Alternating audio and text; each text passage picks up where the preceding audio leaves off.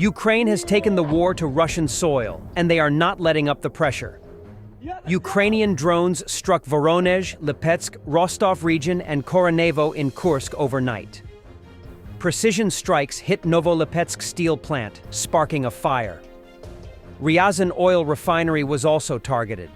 Governor claims everything is under control. The combined attack took place on the night of March 9, 2025, when drones hit Russian enterprises associated with the armed forces and their supply of spare parts and fuel. The Novolipetsk metallurgical plant, which is used to produce metal products for military equipment, was hit. The drone attack was also confirmed by Lipetsk region governor Igor Artemonov, who wrote on Telegram that specialists were working at the site of the drone crash. He did not specify whether industrial enterprises were affected. The yellow level remains. Air danger throughout the Lipetsk region. Specialists are working at the crash sites, Artemonov wrote. At the same time, the drone strike on the Ryazan oil refinery was probably successful. According to local residents, they heard about 6 explosions. Pavel Malkov, governor of the Ryazan region, wrote on his telegram that the drones did not damage either civilian or industrial infrastructure. However, according to the firm's monitoring service, fire outbreaks were recorded on the territory of the refinery at 0046 and 107 on March 9, 2025. Also, using the possibility of inspecting the territory for fires over the past 7 days, we can conclude that the recorded abnormal temperature increase is in no way related to the production process, as there have been no such cases before, except for drone strikes. This strike on the Ryazan refinery was also the 4th since the beginning of 2025. Militarny recently reported that on the night of March 4th, attack drones attacked an oil refinery in Syzran, Samara region, Russia. The attack on the enterprise was reported around 1 a.m. Kyiv time. Videos on social media show that the attack caused a fire at the plant.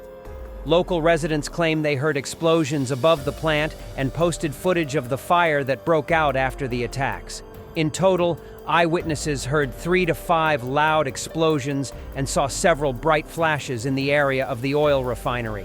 In the morning, Samara region governor Vyacheslav Fedorishchev confirmed the attack on the Syzran facility without specifying the name and said that air defense had allegedly shot the drones down. In Toretsk, the Ukrainian armed forces continued their advance inside the city and has retaken a big part of Zabalka micro-district, effectively making the Russian corridor to the north of the city closer and closer. If this advance continues, Russians will be forced to retreat or get surrounded. While Putin is throwing a party for his troops in Sudzha, Russia's military-industrial complex has rolled out its latest electronic warfare systems. Complete trust, no analogs. Ангел перед нами, мы спокойны. Вот наш, все время это буду говорить, наш рэп. Полное доверие. Вот всем бойцам это совет говорит, братья, вот имейте крест, перекрестили перед собой, от дронов сверху, от мин снизу и от дурной пули справа и слева. Все.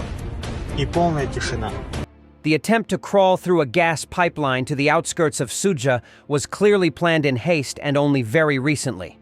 As recently as March 1st, the well-known Russian drone operator Moise was searching for oxygen tanks in the Kursk region and threatening to ban anyone questioning their necessity.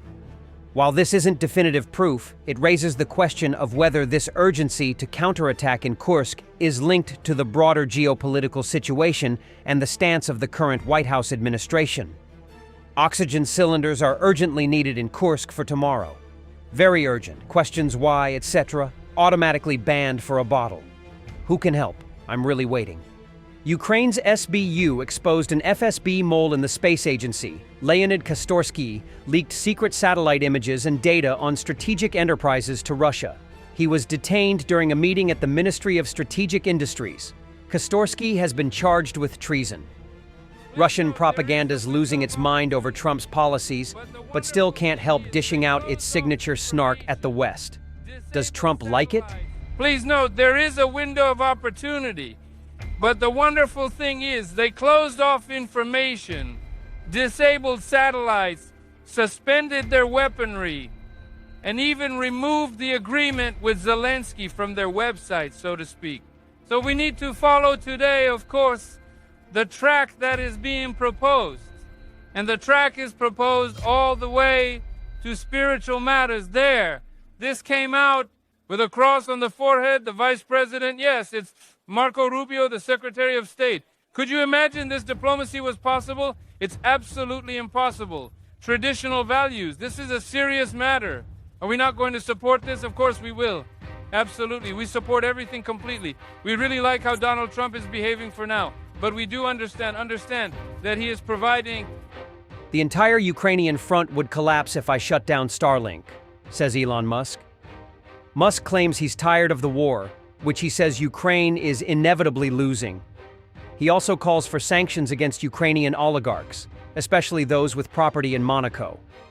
I literally challenged Putin to one-on-one physical combat over Ukraine, and my Starlink system is the backbone of the Ukrainian army. Their entire front line would collapse if I turned it off. What I am sickened by is years of slaughter in a stalemate that Ukraine will inevitably lose. Anyone who really cares, really thinks, and really understands wants the meat grinder to stop. Peace now. France to send 195 million euros in weapons to Ukraine, using interest from frozen Russian assets.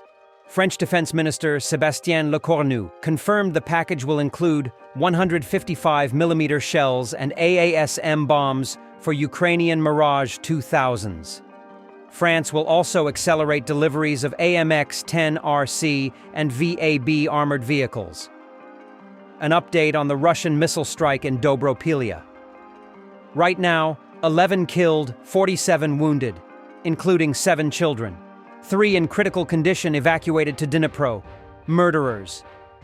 The US has rejected a Canadian proposal to establish a task force that would tackle Russia's so-called shadow fleet of oil tankers, according to reports last night. Canada, which has the current Group of 7 presidency, proposed the measure ahead of a meeting of G7 foreign ministers in Quebec later this week. In negotiations to agree a joint statement on maritime issues, the US is pushing to strengthen language about China while watering down wording on Russia, the report said. The shadow fleet refers to aging oil tankers, the identities of which are hidden to help circumvent Western economic sanctions imposed on Moscow since it launched its full-scale military invasion of Ukraine at the start of 2022. As well as vetoing Canada's proposal to establish a task force to monitor sanctions breaches, the draft G7 statement seen by Bloomberg News shows the US pushed to remove the word sanctions, as well as wording citing Russia's ability to maintain its war in Ukraine by replacing it with earn revenue. G7 communiques are not final until they are published through consensus. Further talks could still result in changes to the end of summit statement.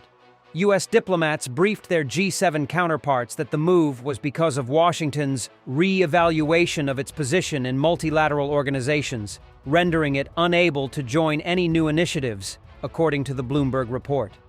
European countries are discussing plans that will let them carry out seizures of Moscow's oil-exporting tankers in the Baltic Sea.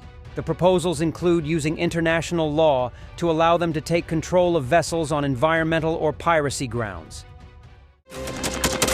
Thanks for watching, and don't forget to subscribe. Also, if you want to support Warthog Defense, please become our member and get early access to new videos, exclusive members-only videos, and become administrator in comment section. The membership link is in the description. Rescues every day. We had a guy last week, it's 6 rescues in 6 days. You know, he's doing the job every day.